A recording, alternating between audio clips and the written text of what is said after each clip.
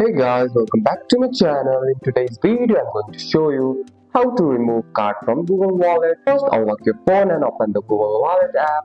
You will see all your saved card on home screen.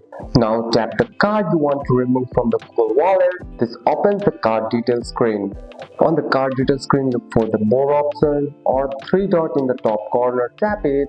From the menu, tap remove payment method or remove card. Google Wallet will ask you to confirm. Tap remove or confirm. You may be asked to verify your fingerprint, face, or phone pin. This is for security. And that's it. That's all for today's video, guys. If you found this video helpful, drop a like and subscribe for more videos. Thanks for watching. See you in the next one.